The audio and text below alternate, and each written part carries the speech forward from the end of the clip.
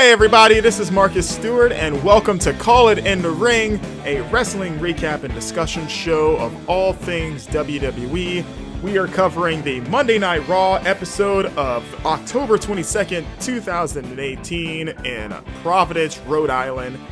And this is going to be a somewhat tough one to get through, at least this opening part.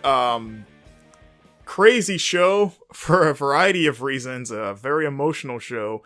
Odds are at this point, if you're listening to this, you're probably aware of the big news that has come out of it. So let's just jump right into it. So Roman Reigns comes out to the ring, and you can immediately tell that something is up here because Roman comes out in his street clothes, which he never ever does ever. So that was already kind of off-putting. And he gets into the ring and he's very, very serious. And he talks about how he feels like he's lied to the fans because he promised that he would, if he became Universal Champion, he would be, defended all the time, and that he's always called himself a workhorse in the company. But unfortunately, he can no longer be those things, because he is battling leukemia. And I knew that this was coming going in, because I generally watch Raw the morning after it airs. There are a few times where I can catch it live, but just because of my schedule and timing, I usually wait until the next morning, and that's usually the first thing I do is watch Raw, and then record this show. So, but for this, I was on Twitter last night, and this was blowing up, everywhere, obviously. And I managed to catch just kind of on the side of Twitter when it's the most trending things. I just caught my eye when I was on it saying oh, Roman Reigns has leukemia. And I was like, wait, what? I didn't look into what it meant, or I didn't watch the promo beforehand. I wanted to save it till now so that I guess it'd be fresh. But I was that feeling of having your stomach drop, pit of your stomach, that hit me immediately. Of what? So I at least had a night to kind of brace myself for this news. But it was still, it did make it easier, and it was interesting because as Roman was coming out to the ring, Michael Cole, Renee Young, and Corey Graves kind of act like business as usual. They were talking about Crown Jewel and how Roman is going to defend the title and the triple threat. They're talking about last week's show with the Shield match at the end, just going through really acting like they had no idea that this was coming. And I wonder if they were kind of smartened up to it, because they seemed kind of taken aback afterwards, as we'll get to in a little bit. But knowing what I knew going in and listening to the commentators kind of act completely unaware of what was coming was interesting and got me thinking. But Roman Reigns goes into a big promo saying that, first saying that he's come out here as Roman Reigns for the past few months talking about this, but right now his real name is Joe, and that he has leukemia, and that apparently he has been battling it for the past 11 years, and that I guess it first cropped up when he was 22 years old, but he was able to get it into remission pretty quickly, and saying how that was just such a tumultuous time in his life, because at the time he had a baby on the way and he was broke and didn't even have a place to live, and that the only thing that he could turn to was wrestling and WWE. And you can hear, it's crazy because you hear the crowd. When he comes out, he gets his normal mixed reaction. And then as soon as he drops the leukemia thing, you can feel go back and watch it if you haven't seen it. An audible hush just kind of come over the crowd of what? Wait, what? Can you say that again? And it's that feeling that no wrestling fan really wants to feel or experience as much as they may think that they do, is the reality, real life kind of creeping in. And it's no, this isn't part of the show. This is Roman Reigns. This is the person, Joe, I know excuse me if I mispronounce his last name, speaking from the heart and telling us no, I'm sick. I'm really sick right now. And he cuts this big emotional promo saying how he's how grateful he is for everything, and that he's, because of this, of course, he can no longer be Universal Champion, which was the last thing on my mind, which is funny because that's the big question of like, well, what about the title? And that was the absolute last thing I was thinking of. Oh shit, I guess, yeah, that's true. I guess he can't defend the title. Yeah, I guess that's part of this. So he immediately relinquishes it. And obviously that means he won't be at Crown Jewel. And he says that he needs to go home and focus on getting better and focus on his family. He also makes it a point to state that this is not a retirement speech, which was the other thing I was thinking of last night when I saw this on Twitter. I was like, did he retire? But he's flat out says like, this is not a retirement, and that he will beat this once again, and he will be back sooner than later. And kind of tells everybody, he loves them. God bless, all that stuff. And that wraps it up. And just he gets a giant thank you Roman chant and a big positive response in general, as he should. And it's insane. He goes up the ramp. Dean Ambrose and Seth Rollins come out, very much shaken up. Like, Dean is clearly struggling to hold it together. Seth is he's not losing it, but he is definitely like, he is not holding together nearly as well as Dean is, Dean is like on the brink basically of just breaking down. And they share this huge emotional hug on the top of the ramp, and they do the Shield pose for the last time for the foreseeable future. And yeah, this sucks, obviously. Regardless of what you think of Roman Reigns, the character or the performer, you can't help but feel for Roman Reigns, the person, the human being. It stinks that, man, just, leukemia is no joke. It's, if you're somehow not aware of it, it's a form of cancer, which means, of course, there's no cure for this. It's something that Roman will more or less have to live with for the rest of his life. I mean, he can send it into remission and all that stuff, but he can't truly get rid of it, at least not yet. Hopefully within our lifetime, we can find a cure for that. But it's, like I say, it's very sobering to hear something like that. And just, like I said, as a wrestling fan, we kind of it's very easy for all of us to, because we get so wrapped up in this world, this fictional world of characters and good guys and bad guys, and you kind of like you very easily forget that these are just people, and you start when you hate someone or hate a character so much that you kind of start hating that person as a real life person. God, I'm all over the place right now. I think you probably get what I'm saying. This is like a reminder that, Roman is just a dude. Like, nice guy from all accounts. I've never personally met him, but I've heard, I've listened to him in interviews. I've heard nothing but glowing things about the guy. He's always struck me as a cool guy. And I wasn't always a fan of his booking, which I've said that before, but I've always enjoyed him as a competitor. And it stinks just if we're going to go strictly his career. I feel like he's finally found his himself in the last year and a half, 2 years, in terms of like what he is trying to be, just being this basically a tweener and just rolling with that.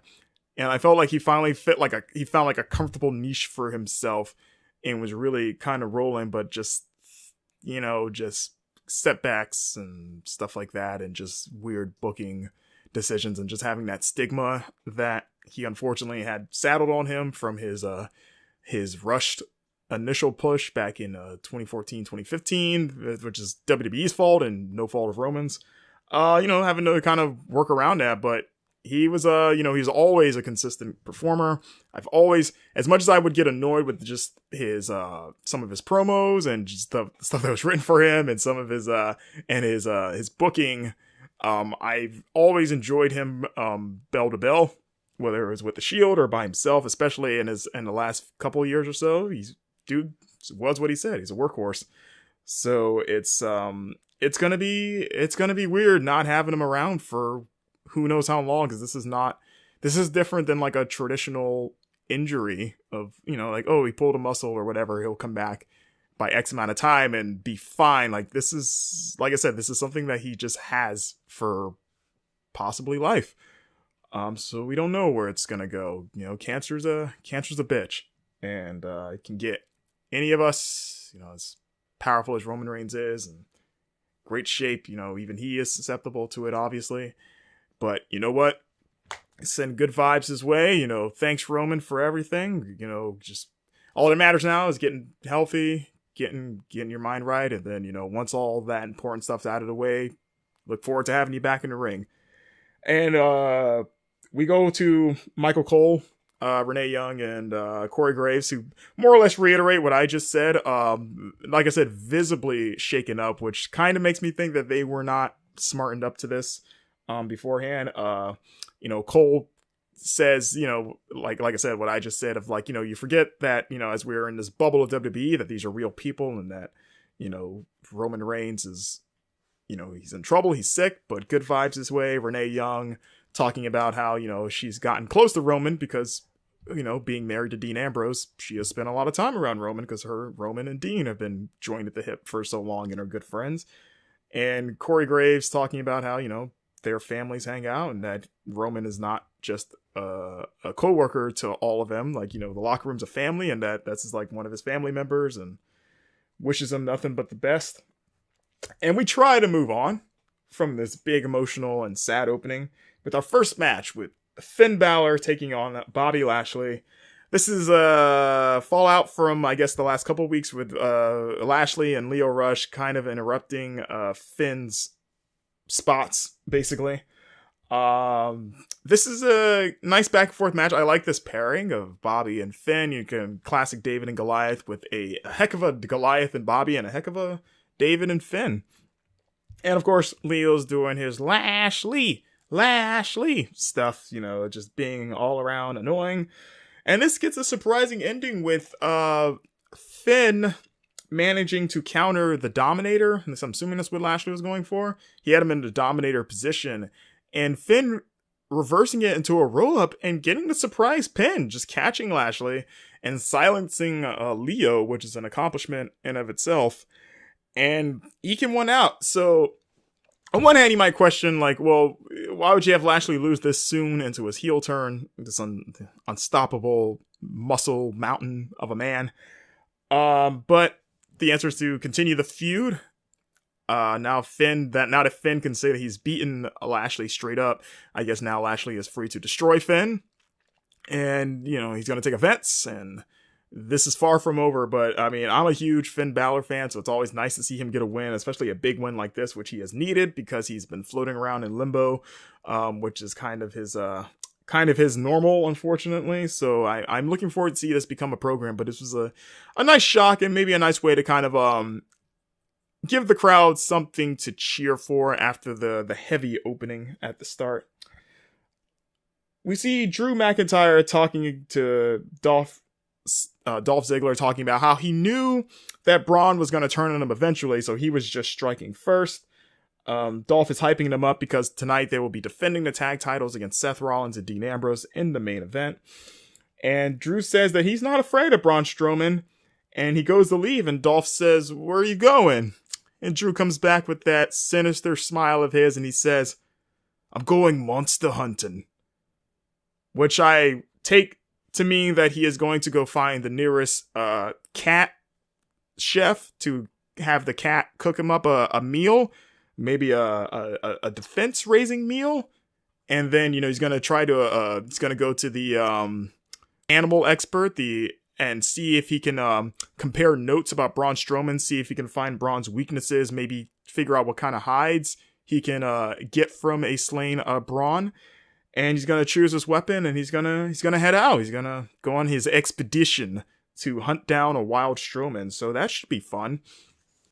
The Riot Squad are coming out. We see Sasha Banks is taking on Ruby Riott, and before the match, we see inset promos from the two trios, of course, the Riots, and then Sasha, Bayley, and Natalya, because these 6 women will be tagging against each other at Evolution, which is this Sunday, by the way. And the good girls say nothing of note. The Riot Squad say their normal thing, except that it came to my mind that one, Sarah Logan is a terrible actress, which isn't really news. That's kind of what I've always thought. She kind of says something like, "I'm gonna hunt down my prey" or something like that, but it's just very unconvincing. and very much seems like she's reading her lines. And then I thought, you know who might be a better replacement for her is Nikki Cross down in NXT, because Nikki Cross is insane, obviously. If you're not aware of Nikki Cross, she was the 4th member of Sanity who were brought up on SmackDown, but only the 3 of them, leaving Nikki behind. But she was probably the most popular member of the group, and she was also the craziest. Like, she's literally like a feral woman, like a feral child, like barely talks, just crazy all over the place. She's awesome. And I was thinking, like, man, Nikki Cross should be just in Logan's spot, or maybe added to the group. I mean, provided that if she is brought up, they don't just put her back with Sanity. But if she comes to Raw, I mean, she's all about chaos. Why wouldn't you put her with the Riot? So, just a thought. And also a way to claim credit in the future in case that does happen. You can say you heard it here first, folks. But yeah, Sasha takes on Ruby Riott. This is a good match because both of these women are good wrestlers. Towards the end, Bayley intercepts Logan, who interferes because now that I've said what I've said, she is desperately trying to claim her spot in the team out of fear of Nikki supplanting her. But Bayley intercepts Logan, and this leads to a brawl outside between the women that are not involved in the match. Sasha goes outside and decks Logan and Morgan, which allows Ruby to take advantage as soon as she enters the ring, hitting the Riot kick and getting the win for her team. So the Riots have the momentum going into Evolution. Next up, we see Nia Jax. She cuts a promo about Evolution, basically talking about how inspirational and awesome it's going to be. This brings out D-Generation X to talk about their tag team match at Crown Jewel against the Brothers of Destruction, Undertaker and Kane. And of course, somehow we're still not really mentioning directly that this is Shawn Michaels coming out of retirement. I mean, this has just kind of been billed as like normal, like DX taking on the Brothers of Destruction for the first time ever, but no one's like the commentators and like no one's outright saying like, oh, by the way, Shawn Michaels for the first time in 8 years or 8.5 years is coming out of retirement to wrestle a match. Like, that has not been explicitly hyped up, which is very, very weird. But yeah, the DX comes out. They rip on Kane running for mayor in Knoxville, which I believe he won. And so they rip on him for a bit. And HBK goes on to talk about nostalgia, saying that it's a nice way of saying old. But then Triple H rebuts that by saying maybe, but at the same time, look at Halloween, the film franchise, how that movie's 40 years old, and right now the new Halloween, which I'm not sure, is the new Halloween, because I've only seen like a few ads for it, but I can't tell, is that a remake or is it a sequel? I took it as a remake, but there was already that Rob Zombie remake, so did they just remake it again? Or is it a follow-up to the Rob Zombie one? Is it in that series, or is it like another reboot? I'm not sure. I should go see that movie though. But yeah, he talks about how that's number 1 and that's 40 years old. So like they're like that. So maybe nostalgia doesn't mean old. Maybe old is a nice way of saying that they're just better. He talks about the X and DX, being the symbol that's been around for 20 years and that it means a lot of things. And that nowadays the other X that means something is the X that represents the future.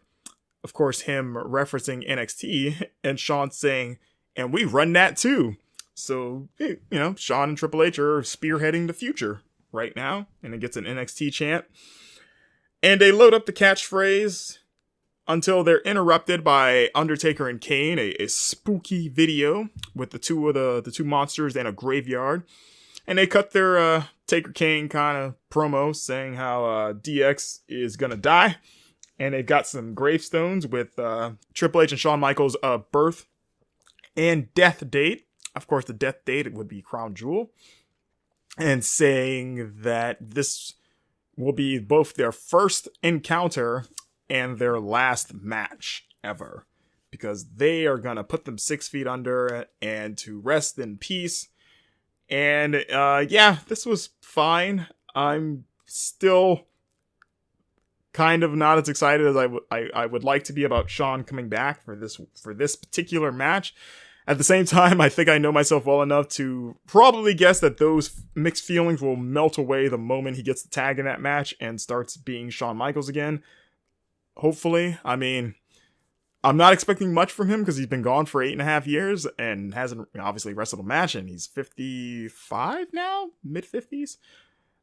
So at the same time, there's a part of me that also hopes that we get a repeat of his first return at SummerSlam 2002 of nobody expecting a thing from him in that match, and I certainly did not either at the time, and then him blowing everybody away. So can lightning strike twice? Can we get another like shocking show-stopping performance from HBK? If so, that'll pretty much erase any ill feelings I might have about this return. So, cool, I guess. Man, still not entirely sure how I feel about this match. It's weird. I know what I do feel is that Roman Reigns is awesome, and he gets some tweets from various superstars reacting and sharing their love. Michael Cole confirms that at Crown Jewel, it will now be a singles match for the Universal title between Braun Strowman and Brock Lesnar. For the love of God, let Strowman win that damn match. Like, if there was ever a time for Strowman to walk away with the championship, this is pretty much it, because come on. I mean, the only reason I would see Brock win is if WWE really does want to try to do the dual sport champion thing. But of course, they're hedging their bets on Brock actually winning that UFC fight, which, you know, that's something that's out of their control. So, like, after coming off a long and arduous reign of Brock's title, to immediately put it back on him seems like a mistake in terms of like fans just being burnt out on Brock being champion. Like, we've only barely gotten to enjoy Roman having that thing on TV until this happened. So, like, for the love of God, just give it to Braun. Please let Braun win the match. And it would, and not only that, it would fit because the last time they were in Saudi Arabia, Braun won the Greatest Royal Rumble. So let that be his thing. This time he comes back to Saudi Arabia months later and he becomes the Universal Champion. Let Saudi Arabia be Braun's, just, that's his home field for whatever. Like, he just wins in Saudi Arabia. So that seems like a layup to me in terms of a storytelling. So, God, hands together, let Braun win this match. Dana Brooke does a little promo about Evolution and talks about being passed over, but now she'll have the chance to show the world just what she's all about. A very emotional Paul Heyman comes to the ring, not having the same kind of pep, so to speak, that cocky swagger that Heyman has. And he immediately praises Roman Reigns, calling Roman Reigns a true champion, and that he how he set an example for champions and for his kids when they ask him about what's going on tonight, and just really puts Roman over hard here, which is not surprising. But yeah, Heyman, as in true Paul Heyman fashion, cuts one hell of a promo just praising the hell out of Roman Reigns and what he's, not only what he represented, but saying what he's had to sacrifice because of like having to drop title and giving up the thing that he loves to go get better. And then he flawlessly segues that into talking about Braun versus Lesnar, saying that Brock deserves to be the champion because Braun doesn't compare to Brock in any way whatsoever. Even saying that Braun is not even the same species as Brock Lesnar, which I think that's been established because Braun is a monster and Brock's a beast. Those are very different things, you know. Like, you wouldn't call Dracula, who's a monster, no one ever calls him a beast. Like, that would be just ridiculous and wrong. Now, a werewolf would be interesting because a werewolf is both a beast and a monster. So, I mean, since it's Halloween, I think this is a very pertinent conversation and question to ask. Like, is a werewolf more of a beast or is it more of a monster? Because then where would Braun and Brock stay? Which one would be more likely? I mean, Braun has more hair, so maybe he would be the werewolf. But then, like, a wolf is also a beast, so maybe it'd be Brock. I don't know. Questions, important ones. Someone answer them. Braun Strowman arrives because he doesn't take kindly to getting talked bad about, and he yells, like he is yelling throughout this entire short promo, saying that he is going to whip Brock Lesnar's ass. And even Braun Strowman puts over Roman Reigns, saying that, yeah, we've had differences over the years, but you know what? When I win the title, Roman is getting the first shot as soon as he's done kicking Leukemia's ass, which I thought was a cute and very nice, like touching little line there. But he's very passionately is screaming all of this, saying that Brock, I should say, is going to get these hands, and he keeps it short and sweet. And unfortunately, as soon as Braun turns around, he gets fucking claymored right in the face from Drew McIntyre, which makes sense because, like I said, he ate the meal that increased his stats. He obviously increased his like speed or something like that because he is down that ramp and just kicks the crap out of Braun, leveling him. And he is the ultimate monster hunter. He did not stay long enough to skin Braun because Braun turns out had his second form and is back on his feet relatively quickly, but Drew is already up the ramp at this point, and he, again, like last week, he does not seem concerned that Braun is kind of eating these Claymore kicks and digesting them relatively well. But I like this because I like the idea of Drew and Braun tearing each other up, so... Backstage, we see Drew McIntyre and Dolph Ziggler. Dolph is praising Drew for his monster hunting skills, and the interviewer lady comes up and asks them about, like, hey, are you afraid of repercussions? You're gonna get murdered because of this? And Drew says that, no, he's a grown man, he knows what he's doing, and saying that's the problem with this locker room is that they're afraid of consequences, basically, and that Drew just does things because he's not a child. He knows what he's doing, and reiterates that Braun needed them more than they needed Braun. And now that he's wiped out Braun for a second time, he can now focus on his tag title defense tonight. Elias comes out for his weekly concert, and he's got a song for Apollo Crews, since he's interrupted him last week. He does not get to sing any of it because Apollo immediately interrupts, and we get to our next match, which is Elias taking on Apollo. We get confirmation, if it was not abundantly clear before, that Titus Worldwide is officially dead, which, you know, the only two members are gone, Dana and Apollo. So, let's get the 3-disc DVD ready for, I guess we don't even do DVDs anymore, do we? I guess we'll get the 2-hour network special for Titus Worldwide's illustrious run and how they'll be remembered as one of the greatest factions of all time. This match is nothing special, except they really drove home that Apollo Crews is the modern day Rocky Maivia, which Rocky Maivia was, of course, the first name of The Rock. When The Rock came into WWE, when he made his debut, he was known as Rocky Maivia, and instead of being the smart-ass, electrifying, kind of douchey star that he would become, he came in as this super smiley, just happy to be there, baby's face, just very pure, just wanted to please everybody.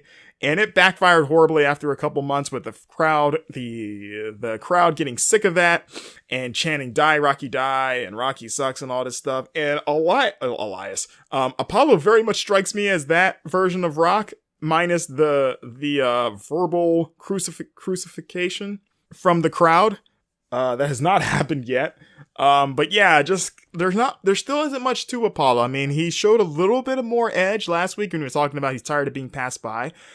This week, I mean, because he doesn't get to talk, he's just kind of the really athletic guy who does cool flips, but still just lacks personality. Still, he needs something, because like Apollo could be a huge star if he can develop like a killer personality or gimmick or character to go along his sheer athleticism. He could be huge. That's the one big thing he's missing right now, is some sort of character adjustment, which we could be getting because Elias beats Apollo clean.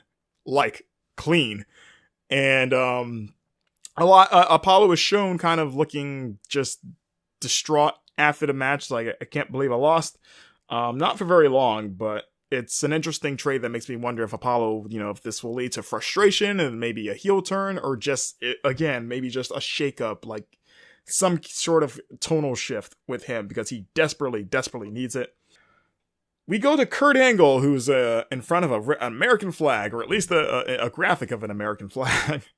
And he talks about the World Cup to determine the best in the world, and how he was known as one of the best wrestlers in the world during his heyday, and that it's kind of difficult to realize that you can't do everything that you used to do when you're that highly acclaimed, but he's excited to test his mettle against the other competitors, but he knows it's going to be tough.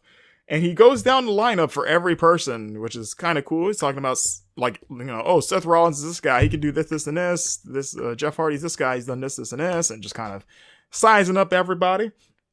And saying that this is an opportunity for him to show why he's Kurt Angle, basically. Why he's an Olympic gold medalist and one of the greatest of all time.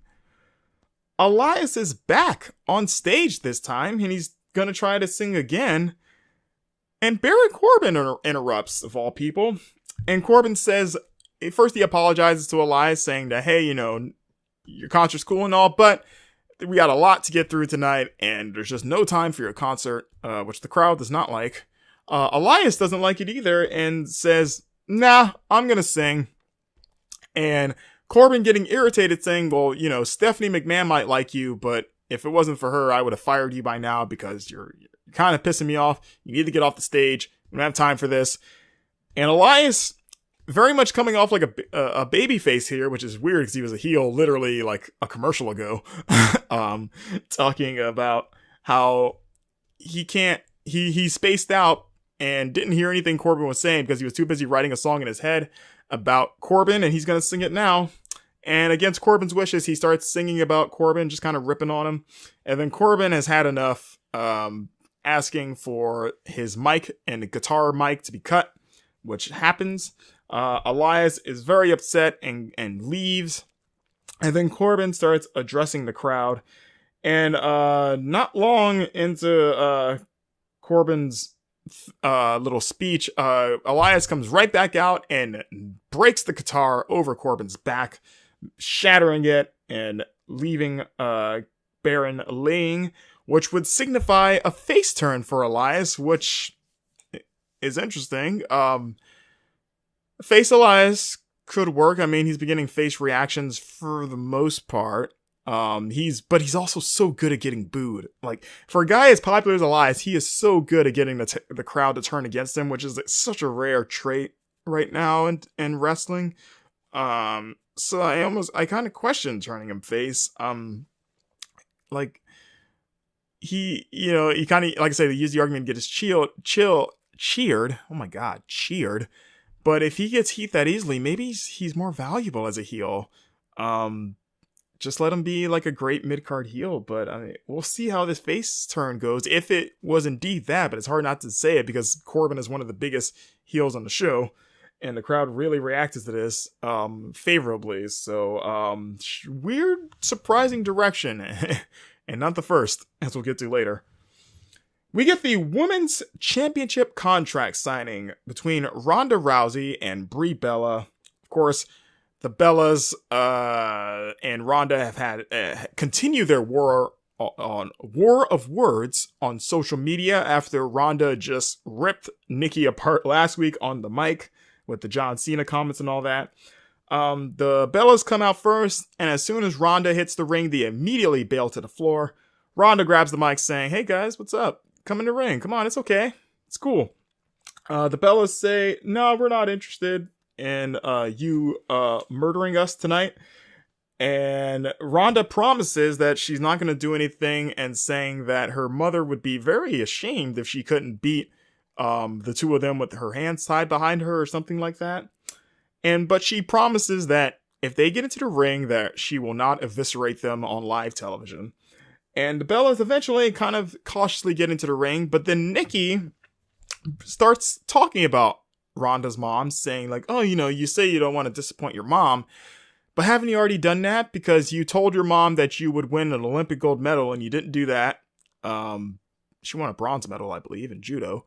And saying how you're going to retire from the UFC undefeated, and you didn't do that.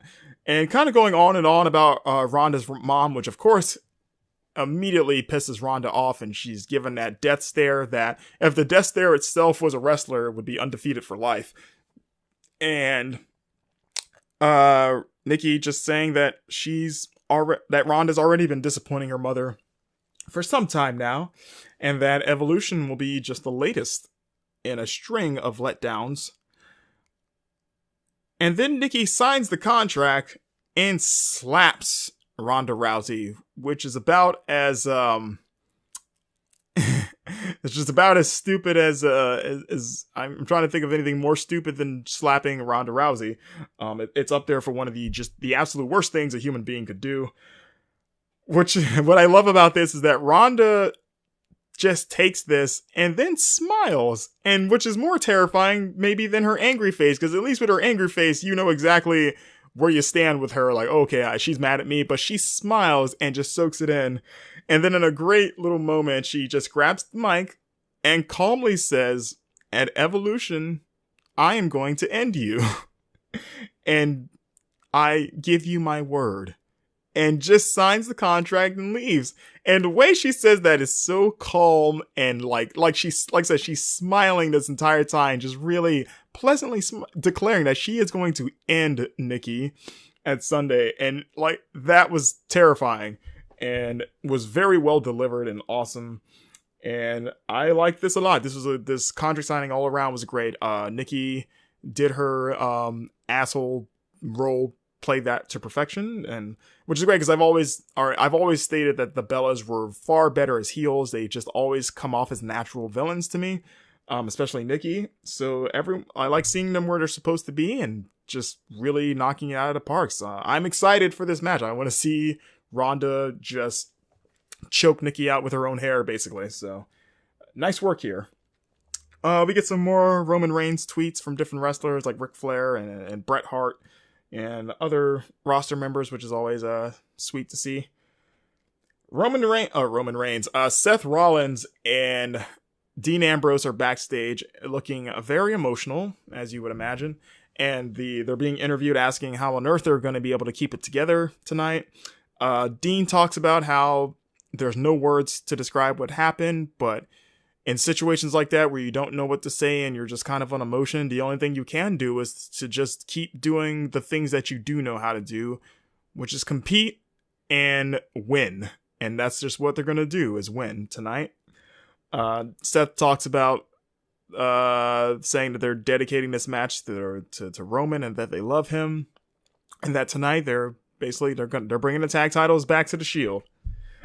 We get a fatal four-way next between Nia Jax, Ember Moon, Dana Brooke, and Tamina. This match doesn't last very long because immediately, probably like 3 minutes in, Ember hits the Eclipse on Tamina to get the win after a relatively not great kind of cluster of a match that really had no real flow or psychology. It was really all over the place. But the right woman won, in my opinion. Up next, we get Titus O'Neil, who does the big breast cancer celebration, kind of, I guess, putting a bow on that for the month, it seems. We then go backstage again to Lita and Trish Stratus, who are being interviewed, and they basically say that they're ready for Evolution. Alicia Fox interrupts and does her crazy rant saying that you guys aren't gonna win. And then this allows Mickey, and I think Alexis was there too, but they get jumped from behind. And the good guys get beaten down all over the interview set. And then they kind of get knocked off frame. And then Mickie James yells at the interviewer later to come back and to interview her instead, because she's got something she wants to say. Unfortunately, she should have double checked to make sure that the kill was confirmed, so to speak, because Lita and Trish come right back and beat the crap out of Mickie James. Alexa Bliss is nowhere to be found. I think they beat up Alicia too. But then the good girls stand tall, and Trish says, "That's how we do it in the Attitude Era." Which, yeah, that is how we do it in the Attitude Era. Though there might have been more puppies and blood and gore, but that is how we do it in the Attitude Era, damn it. This brings us to our main event of the night. Tag Team Championship match, the Raw flavored ones. Dean Ambrose and Seth Rollins taking on the champions of Drew McIntyre and Dolph Ziggler. Hot opening at the beginning with the Shield kind of running on emotion. This was a really, really great match because these teams have worked together so much that they can kind of have a good match in their sleep at this point, and all four guys can go. As much as Dolph Ziggler annoys me, the guy can go in the ring. And this was a lot of great false finishes, and the crowd being 110% behind the Shield. I was really digging this match. I always wonder when Drew hit his reverse Alabama slam on Seth. That's gotta be killer on the knees, right? Like, he's basically pulling you by your knees and your full body weight. And that just, like, I was, like, sometimes when you see a wrestling move and you kind of can't help but imagine, like, I wonder what that feels like, and kind of picture it. I'm sure I'm not the only crazy person that thinks about that. And that's one of the moves I look at. I was like, man, that would hurt, like, your knees and your quads, right? Just getting yanked over someone's shoulders, especially someone that tall, because Drew McIntyre is a very big man. And yeah, that does not look like a good time. As chaos begins to ensue, like, the match starts to break down, Braun Strowman comes out because, which I expected, because how could he not? He got Claymore kicked twice now. Of course, he's going to come in and try to screw Drew out of his championship. Drew is waiting for him. Like, Drew is like, I'm ready. Let's do this. Which I love that Drew is, like, not afraid of Braun. And the two they start going at it, with Braun immediately getting the upper hand, clotheslining Drew outside to the ring, and then taking the fight into the crowd. And we get a big old crowd brawl.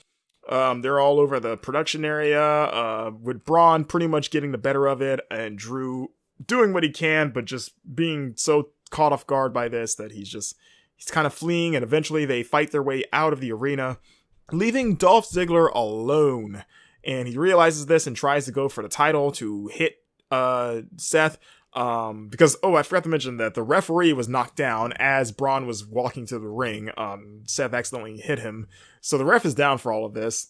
And then he goes for a belt shot, but Dean immediately intercepts this and takes the title away from Dolph outside the ring, causing Dolph to turn around right into a low super kick and a big old curb stomp.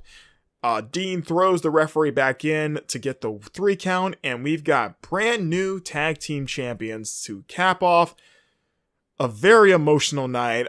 Dean and Seth hug tightly, and the crowd is super duper happy to see this. You kind of needed a big happy ending to send the fans home happy after watching Roman go get, they've been put through the emotional ringers, so it's like, what, the Shield. Great. I'm so happy now that the Shield can get some good news out of this horrible turn of events. And then Dean Ambrose kicks Seth Rollins in the gut and hits Dirty Deeds, and the crowd is like, what the fuck?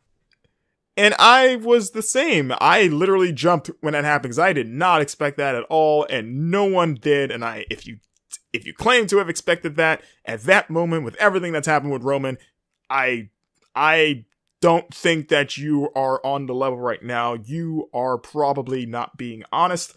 And then Dean just snaps and starts beating the crap out of Seth and yelling at him, saying that, why don't you say it again? Why don't you repeat it? Which I'm assuming is referring to the lunatic comment that Seth made last week, where they nearly came to blows. Dean is stomping and punching him. He throws Seth outside the ring, throwing him into the timekeeper's area, just beating the hell out of Seth. And the crowd is like, what is even happening right now? Like, they get some great crowd reaction shots, which normally the crowd reaction shots can be really annoying, because they have sometimes WWE has a tendency of, like, overdoing it and showing the crowd during pivotal moments of, like, a match or a promo, just because, like, we gotta get those crowd shots. But it's like, sometimes they're not good at picking their spots with those. In this case, and as well as with the Roman promo, they were very on the money getting the shots, and they're like, the genuine confusion and anger and sadness that was shown by all these people, like, we still have not gotten over Roman Reigns has cancer, and now the remaining members of the Shield have imploded because Seth or Dean is like a villain now. Like, how could he do this? How could he do this to his friend after everything that's happened with their other friend? And they just won the tag titles. Like, why wouldn't you do it earlier? And like, Dean is just losing his mind here. He takes his shirt off, to the Shield shirt. I think at one point he said that the Shield was done or something like that. And the crowd is, like I said, they are just mystified and just booing and just don't know what to think. They are all having a collective existential crisis right now. And that's where we end the show.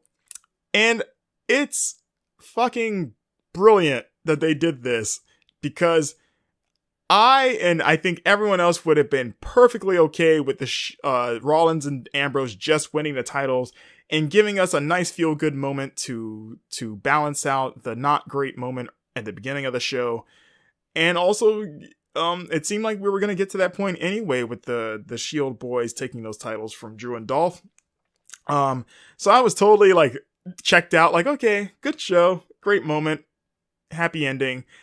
But the fact that knowing where the crowd emotionally was, and likely where the viewers watching this were, like knowing that we have all been on an emotional roller coaster tonight, to kind of, I don't want to say stab them in the back, because I think the knife was already in us with the Roman stuff. So to kind of twist the knife by having Dean turn on Seth after everything that's happened is brilliant booking, because now not only is Dean the hottest heel right now in the roster, because I mean, come on, like what kind of monster would do such a thing given those circumstances? Like Dean, especially someone as beloved as Dean, because I guess to quote Bruce Pritchard, the hotter the baby face, the hotter the heel. So Dean has always been a hot baby face and has been hotter since he got back. And now he's probably going to be the hottest villain, because like, how do you can't even excuse what he did. And he's doing it against Seth Rollins, who has been probably the most beloved face in the entire company this year. And with the added emotion of Roman, like that's going to be a killer program. And because it's Seth Rollins and Dean Ambrose, who have, in my opinion, Seth and Dean have had the best natural rivalry of this generation. Like, they just click. Like those two, they just work. They've always worked well together from their initial feud when the Shield broke up to the kind of time they've been off and on against each other. Like that pairing just works. So I'm excited to see that again, but with the roles reversed now. That should be awesome. And man, like that's classic. That is like, this felt like classic wrestling and almost kind of classic Attitude Era booking of like that final big twist to really piss people off and do that. That to me is like, that felt like pure wrestling, like at its best, I guess. Like pure wrestling at its finest in terms of storytelling. Of like, now you gotta tune in next week because you want to see what the hell is going to go down with this. So I am more than happy with this ending. I'm still kind of reeling from it because I was like, whoa, what is happening with life right now? And that wrapped up Raw. So yeah, emotional show, a lot of ups and downs, a lot of crazy surprises. The show was definitely not boring. I enjoyed it quite a bit. I think it's worth watching. Again, heart goes out to Roman Reigns. All I care about is if he gets better. Wrestling is the last thing I'm worried about with him. I just get better first. And, he was great. It's gonna suck without him. As much, like I said, as much as his booking has annoyed me over the years, it's gonna suck not having to see his matches. I've always have enjoyed his matches and what he brings to the table and that presence. So there's definitely a big void that's going to need to be filled somehow until he comes back, which again, we have no idea when that's going to be. But at least in the meantime, we've got a hot program starting with Ambrose and Rollins, and we've got the Braun and Drew stuff going on, and the very real possibility that Braun could be Universal Champion very soon. So crazy exciting times right now in Monday Night Raw. But anyways, that wraps up this show. I will be back with SmackDown Live tomorrow, yeah, because it airs tonight. And if you want to follow me on Twitter and share your thoughts, you can do so at Marcus Stewart 7. That's the number 7. You can also find this show on iTunes, YouTube, and Podbean at Marcus Writes About Games. If you want to check out my other podcast, I've got another show called Carving Gaming Rushmores. It's a ranking / discussion show about video games. And I've recently just posted an episode, episode 12, debating the best voice performances in video games, with two cool ladies, Casey Stevenson, an artist and voice performer and game developer, Angelina DeColby. We had a great discussion about voice performances that I highly recommend checking out. You can also find me as a cast member on 2 Dungeons and Dragons podcasts. One is called We Wanted Adventurers, and the other is called Dragon Guard. You can find both of those on SoundCloud as well as at Libsyn. You can just kind of Google both names and you should see them pop up with links. And you can also find both of them on extralife.com. And you can also find my written work at gaminghistoria.com. I recently posted a review for Sinners Sacrificed for Redemption. And you can also find my blog / portfolio of games writing at marcuswritesaboutgames.wordpress.com.